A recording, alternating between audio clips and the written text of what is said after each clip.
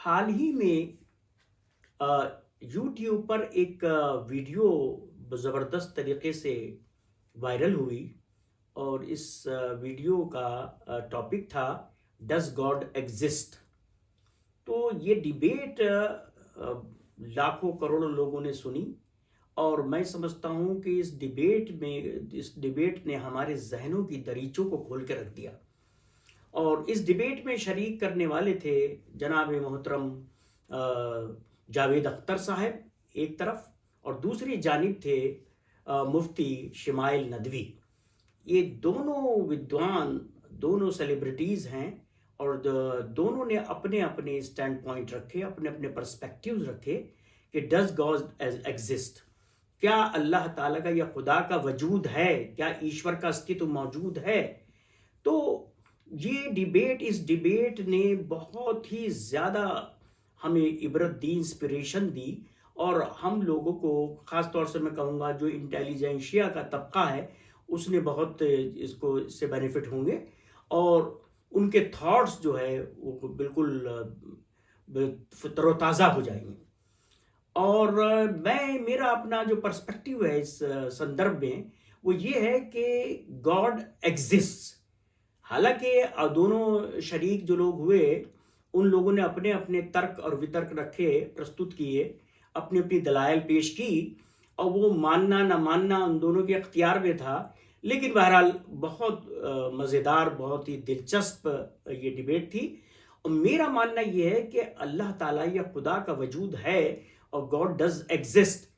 क्योंकि आप ये देखिए, जितनी भी स्क्रिप्चर्स उठा लीजिए, धार्मिक ग्रंथ उठा लीजिए, उन सब में, उन धार्मिक ग्रंथों का क्रक्स जो है वो यही है कि जो स्पिरिट ऑफ स्क्रिप्चर से वो ये है कि गॉड एग्जिस्ट करता है। और सब ने ये बात साबित की है कि ईश्वर का अपना अस्तित्व मौजूद है। अब सवाल ये होता है कि क्या ईश्वर मौजूद है, इसके बारे में क्या दलील है। देखिए, इसके बारे में दलील, हम बचपन से, जन्म से या सदियों से ये डिबेट चली आ रही है किसी ना किसी फॉर्म में कि ईश्वर का अस्तित्व है या नहीं है। दो ग्रुप बन गए हैं, एथीस्ट का और थीस्ट का, या बिलीवर्स और नॉन बिलीवर्स का, तो उनमें आपस में बहस रही है। मेरा मानना यह है कि ईश्वर ने ये जो कायनात बनाई, ये ब्रह्मांड बनाया है, जगत बनाया है, इसको चलाने वाला वो खुद है। और चूंकि हमारी मौत और हयात जो है वो उसी के कब्जा कुदरत में है, और वो जिस तरह से चाहे निज़ाम को चला रहा है, लेकिन बहुत खुश उसलूबी से चला रहा है। अब सवाल यहाँ ये होता है कि भाई, बुराइयां, खामियां सारी कायनात में मौजूद है, लेकिन फ्री विल का कॉन्सेप्ट जो दिया मुफ्ती शमाइल साहब ने, वो हमारे ऊपर है। It is up to us whether we have to choose right path और we have to choose bad path, evil path. तो मैं तो ये मानूंगा, अब जितने जो दिखाई है कि मैं धार्मिक जो धर्मात्मा, या ये कहना चाहिए जो प्रोफेट्स हैं, अंबिया कराम हैं, या ईश्वर के अवतार हैं, उनकी बात नहीं कर रहा। लेकिन उसके बाद की जो हिस्ट्री उठाकर देखें हम, तो उसमें हम पाएंगे तमाम ऐसे सोशल रिफॉर्मर्स गुजरे हैं, इतने थिंकर्स, मुफक्किरीन गुजरे हैं, फिलासफर्स हैं, कि जो वाकई में ईश्वर में विश्वास करते थे।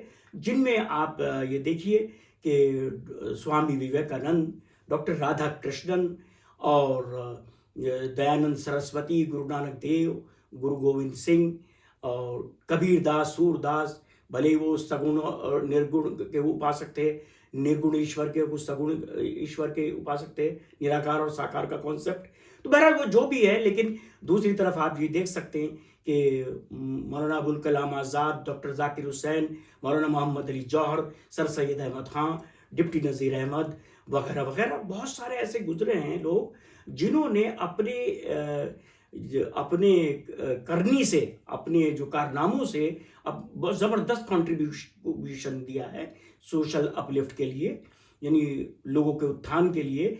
और उनका सबका यही मानना है कि जेनरोसिटी, ह्यूमिलिटी, काइंडनेस, और जिसे आजिज़ी और इंकिसारी कहते हैं, विनम्रता कहते हैं, purity of thought, purity of mind, purity of soul, ये धर्म के क्रक्स हैं। यानी जो आदमी सही माना में धार्मिक होगा या ईश्वर को मानने वाला होगा, उसमें ये खूबियां काफी हद तक होंगी। यानी गुडनेस ऑफ हार्ट और goodness of mind, goodness of soul. और जिस शख्स के पास ये खूबियां मौजूद हैं तो वो यकीनन समाज के लिए हितकारी साबित होगा।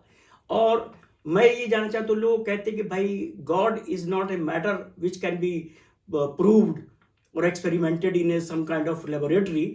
ऑफ कोर्स जो है ईश्वर के अस्तित्व को हम किसी प्रयोगशाला में जो एक्सपेरिमेंट नहीं कर सकते, लेकिन लेकिन ये उसका मतलब ये हरगिज नहीं कि ईश्वर does not exist, God does not exist. भाई absence of proof is not equal to proof of absence.